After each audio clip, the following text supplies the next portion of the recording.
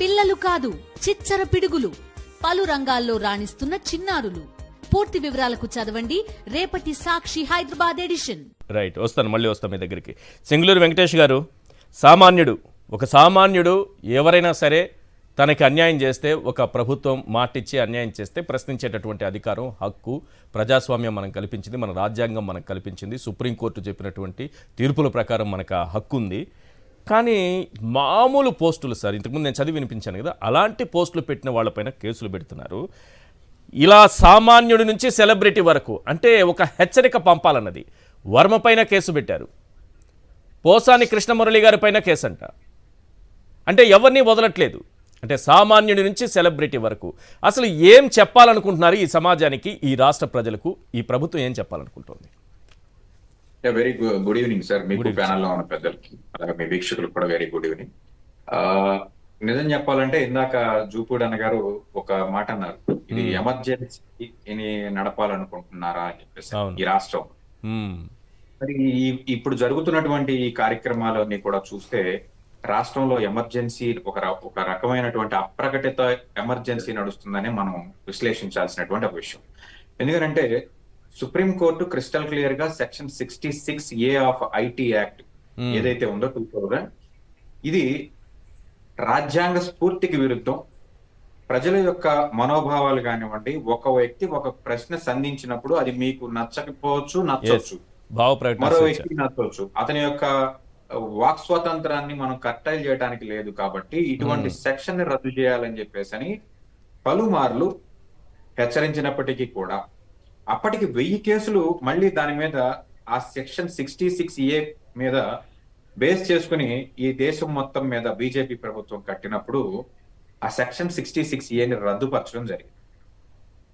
ఇటువంటి ఒక section 66A లాంటి సెక్షన్ రద్దయిన తర్వాత దీనిలో మళ్ళీ ఐపీసీ సెక్షన్ ని చొప్పించి రకరకాల కేసులు, రకరకాల వ్యవహారం, ఒక వ్యక్తిని అరెస్ట్ చేశామని చెప్పేసని మళ్ళీ 41A నోటీస్ ఇచ్చి వదిలేశామని చెప్పేసని మళ్ళీ ఒకే తప్పుకి మల్టిపుల్ కేసెస్.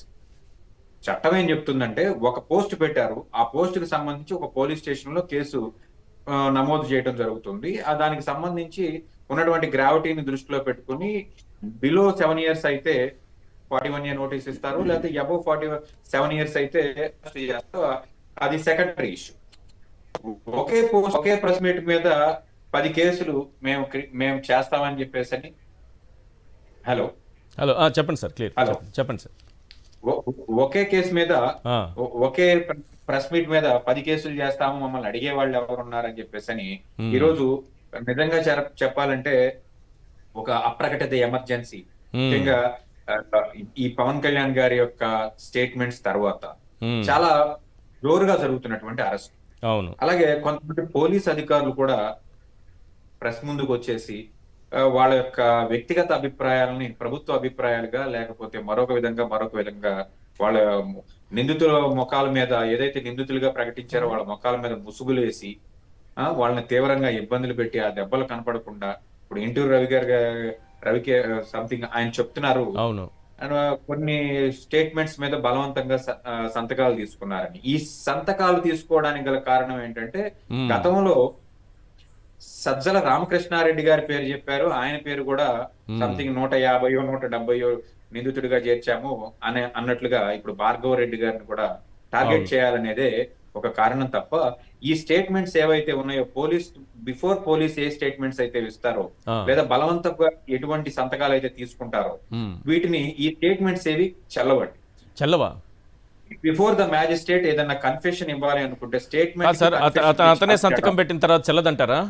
అంటే మీరు ఒక లాయర్ గానే చెప్పాలి, సామాన్యులు పోలీసు అధికారులు, ఎనీ పోలీస్ అధికారి, హోంగార్డ్ దగ్గర నుంచి డీజీపీ వరకు ఎవరైనా సరే వారి సమక్షంలో మనం సంతకం పెట్టినట్లయితే, బలవంతంగా సంతకం పెట్టించినట్లయితే ఆ స్టేట్మెంట్లు చట్ట ప్రకారం కోర్టులో. బలవంతం అనేది ఎట్లా తెలుస్తుంది సార్? వాళ్ళు చెప్తారు కదండి సంతకాలు పెట్టేటప్పుడు. ఖచ్చితంగా ఇప్పుడు రవి గారు గొంతెత్తి అరుస్తున్నారు కదా, నన్ను బలవంతంగా. ఇది మ్యాజిస్ట్రేట్ ముందు చెప్తే చెల్లుతుంది అంటారా? ఖచ్చితంగా చెల్లుతుందంటే మ్యాజిస్ట్రేట్ ముందు తప్ప, ఒక డెసిగ్నేటెడ్ మ్యాజిస్ట్రేట్ ముందు తప్ప మిగతా ఏ వ్యక్తి ముందు కూడా కన్ఫెషన్ ఇవ్వడానికి వీలు లేదు. స్టేట్మెంట్ డిఫరెంట్ అండి, కన్ఫెషన్ డిఫరెంట్. కన్ఫెషన్ ఇస్తే మాత్రమే మిగతా వాళ్ళని తీసుకొచ్చి దీనిలో ఈ కేసుల్లో చొప్పించడానికి వీలు ఉంటుంది. అంటే ఏం చేస్తున్నారంటే సార్, మంచి పాయింట్ మీరు చెప్పాలి. ఇప్పుడు వీళ్ళని తీసుకెళ్లిన తర్వాత నేను ఒక కేసుకు సంబంధించి దాదాపు 20 మంది పేర్లు కనిపిస్తున్నాయి ఒక కేసులో. అంటే నేనే ఒక పోస్ట్ తయారు చేస్తున్నాను సార్, ఒక కుట్రపూరితంగా వాళ్ళు చెప్పడంతో, హైకమాండ్ చెప్పడంతో నేను కుట్రపూరితంగా తయారు చేసి ఈ యూట్యూబ్ ఛానల్స్కి, ఈ జర్నలిస్టులకి నేను పంపిస్తున్నాను. వాళ్ళందరూ వాళ్ళ యూట్యూబ్ ఛానల్లోనో లేకపోతే వాళ్ళ సోషల్ మీడియాలోనో పోస్ట్ చేస్తున్నారు. ఇదంతా మేమంతా కలిసి ఒక 20-30 మంది యూట్యూబ్ ఛానల్స్ కానీ, మెయిన్ స్ట్రీమ్ మీడియా కానీ ఇట్లా పేర్లు చెప్పి ఆ పేర్లన్నీ కనిపిస్తున్నాయి అందులో. వాళ్ళకి పంపించాను, వాళ్ళందరూ కలిసి మళ్ళీ దాన్ని ప్రజల్లోకి వెళ్ళేలా చూస్తున్నారు అని బలవంతంగా సంతకం పెట్టించారా? అతను చెప్తే చేశారా? ఇప్పుడు ఎందుకంటే మెయిన్ స్ట్రీమ్ మీడియా ఎవరో ఇప్పుడు సోషల్ మీడియా యాక్టివిస్ట్ చెప్తే మెయిన్ స్ట్రీమ్ మీడియా వింటుందా సార్? ఎందుకు ఉంటుంది? ఇప్పుడు కంటెంట్ ఎవరు ఇస్తారు సార్? ఆ మాత్రం పోలీసులకు తెలియకుండానే జరుగుతుందా? ఇది ఏం జరిగింది అనుకోవచ్చు దీంట్లో? ఇప్పుడు ఈ విధంగా చాలా యూట్యూబ్ ఛానల్స్ పైన పెట్టారు, జర్నలిస్టుల పైన పెట్టారు, పేర్లు కనిపిస్తున్నాయి అందులో. సార్ ఇప్పుడు కర్ణాటక రాష్ట్రంలో సుమారుగా 37 కేసులు నమోదైనాయి సార్. ఓకే, 37 కేసులు నమోదైతే అది కేవలం అధికార పక్షాన్ని వ్యతిరేకించిన వాళ్ళ మీదే పెట్టలేదు, ప్రతిపక్షాన్ని వ్యతిరేకించిన వాళ్ళ మీద కూడా పెట్టారు. ఓకే, అంటే సొంత పార్టీ నేతల మీద కూడా కొన్ని కేసులు పెట్టడం జరిగింది. కేవలం 12 కేసులు మాత్రం సిద్ధరామయ్య గారి పేరు మీద ఏవో సోషల్ మీడియాలో కొన్ని కేసులు పెట్టారు, కొన్ని పోస్టింగ్లు పెట్టారని చెప్పేసి అని చెప్పారు. మిగతా కూడా రిమైనింగ్ పార్టీ అధినేతల్ని కించపరుస్తూ చేసినటువంటి వ్యవహారం. మరి అలాంటిది 10:1 అన్న వైఎస్ఆర్సీపీ పార్టీకి సంబంధించినటువంటి ఆడవారి మీద కానివ్వండి, నాయకుల యొక్క భార్యల మీద కానివ్వండి, కుటుంబ సభ్యుల మీద కానివ్వండి, చాలా జుగుప్సాకరంగా డైరెక్ట్ గా వాళ్ళ యొక్క పార్టీ యొక్క మెయిన్ స్ట్రీమ్ మీడియాలో ఇటువంటి పోస్టింగ్లు పెట్టినటువంటి పరిస్థితి. మరి వాటి సంగతి ఏంటనేది డిప్యూటీ సీఎం గారు చెప్పాలి. ఖచ్చితంగా మీ కుటుంబ సభ్యులను ఎవరైనా కించపరిచినట్లయితే ఖచ్చితంగా అందరం కూడా దానికి క్షమాపణ చెప్పాల్సిందే, దానికి సంబంధించినటువంటి పరిహారం అనుభవించాల్సిందే. అట్ ద సేమ్ టైం మీరేది ఇస్తే అదే తిరిగి వస్తుందిగా. ఈ రోజు మీరు అధికారంలో ఉన్నారు కాబట్టి మీరు ఇటువంటి కేసులు పెట్టడానికి, కుట్రపూరితమైన కేసులు అండి. ఎప్పుడో 3 సంవత్సరాల క్రితం నాడు ఒక ప్రెస్ మీట్ పెడితే ఈ రోజు ఫ్రెష్ గా ఎవరో ఒక నాయకుడు, చోటా మోటా నాయకుడు వెళ్ళి విజయవాడలో కేసు పెడితే దాన్ని ఇమీడియట్ గా ఎఫ్ఐఆర్ కట్టి పోసాని కృష్ణమురళి గారి మీద కేసు. అవును, ఇప్పుడు ఒక కంప్లైంట్ ఇచ్చినప్పుడు దాని యొక్క గ్రావిటీ, మీరు ఇప్పుడు రఘురామకృష్ణరాజు గారి కేసే తీసుకుందాం. ఆయనకి ఏదో నాకు నొప్పి తగిలింది, నాకు దెబ్బలు తగిలినాయండి, నన్ను ప్రభుత్వం హింసించింది, రాజహింస జరిగింది అని చెప్పి ఇమీడియట్ గా హీ ఫైల్డ్ ఎ కేస్.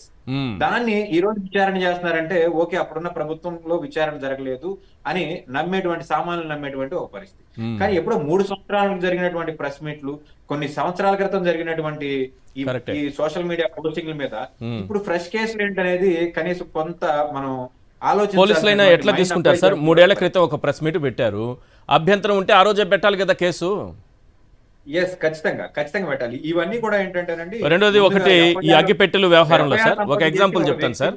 అగ్గిపెట్టెల వ్యవహారంలో సార్ 23 కోట్ల రూపాయలు అగ్గిపెట్టెలకి దీనికి ఖర్చు పెట్టారనేది వాళ్ళు ఇచ్చినటువంటి ఆ డేటా, రెవెన్యూ డిపార్ట్మెంట్ ఇచ్చినటువంటి డేటాని ప్రచురించినందుకు సాక్షి ఎడిటర్ పైన, మురళి గారి పైన కేసు పెట్టారు. కేసు పెట్టింది ఎవరో బయట వ్యక్తి, ప్రభుత్వం కాదు, బయట వ్యక్తి. దాన్ని ఎట్లా తీసుకుంటుంది పోలీస్ వ్యవస్థ? ఎట్లా కేసు నమోదు చేస్తారు? ఇప్పుడు ఏదో ఒక పేపర్లో, ఈనాడు పేపర్లోనో, సాక్షి పేపర్లోనో నాకు నచ్చని వార్త వచ్చిందనుకోండి, ఈ వార్త నాకు నచ్చలేదు ఇది అని నేను ఎట్లా వెళ్ళి కేసు పెడతాను సార్? ఇప్పుడు పోలీస్ వ్యవస్థలో కూడా బయటకు వచ్చి 2 పోలీస్ ఆఫీసర్లు, ఒక కడప నుంచి సంథింగ్ ఒక అతను, తర్వాత ఐ థింక్ తిరుపతి నుంచి ఒక అతను మాట్లాడినట్టున్నారు. వీళ్ళిద్దరు కూడా డెప్యుటేషన్ మీద ఆంధ్రాకు వచ్చారని చెప్పేసి అని, సబ్జెక్ట్ టు కరెక్షన్ డెప్యుటేషన్ మీద ఒకరు తిరుపతి ఎస్పీ గురించి, తిరుపతి ఎస్పీ. ఇప్పుడు పోలీసులు కూడా ఈ ప్రభుత్వం మాట వినాల్సినటువంటి ఒక పరిస్థితి. ఈ ప్రభుత్వంలో డైరెక్ట్ గా ఏదైతే మంత్రి మండలిలో ఉన్నటువంటి మంత్రుల మధ్య జరగాల్సినటువంటి సంభాషణలు డైరెక్ట్ గా పబ్లిక్ స్పీచ్ లో జరుగుతున్నటువంటి పరిస్థితి. హోంమంత్రి సరిగ్గా పనిచేయట్లేదు, పోలీస్ వ్యవస్థ సరిగ్గా పనిచేయట్లేదు, డీజీపీ సరిగ్గా పనిచేయట్లేదు, నేను మినిస్టర్ అయిపోతే పరిస్థితి వేరేలా ఉంటది అని చెప్పేసి డైరెక్ట్ గా ఉప ముఖ్యమంత్రి గారు ఎవరైతే ఉన్నారో ఆయన ఈ రోజు పోలీస్ వ్యవస్థను కూడా ఆయన యొక్క చేతుల్లోకి తీసుకురావటం, లేదా ప్రభుత్వం యొక్క మాట వినకపోయినట్లయితే, మీరు మా కార్యకర్తల మాట వినకపోయినట్లయితే, ప్రభుత్వం డైరెక్ట్ గా కేసులు పెట్టినట్లయితే ఖచ్చితంగా దీన్ని కోర్టుల వ్యవహారంలో, కోర్టు పరిభాషలో మనం తేల్చుకుంటాం. ఎవరెవరు కేసులు పెడుతున్నారో తెలియదు, ఎవరి మనోభావాలు మా మనోభావాలు కించిపరిచారు అని చెప్పేసి వాళ్ళు కేసు పెట్టడం, కన్సెంట్ ఈ లీడర్స్ ని తీసుకురావడం, పోలీస్ స్టేషన్ లో ఎఫ్ఐఆర్ కట్టడం, వాళ్ళ మీద అప్లై కానటువంటి సెక్షన్లను పెట్టి Yes. 14 days judicial remand, right 14 days judicial remand. తర్వాత కోర్టులు ఎలా ఉంటాయి అంటే మీరు ఏ సెక్షన్స్ మీద వచ్చారు అనేది చూసి ఆ సెక్షన్స్ అప్లై చేసిన బట్టి జ్యుడిషియల్ రిమాండ్ ఇవ్వడం జరుగుతుంది.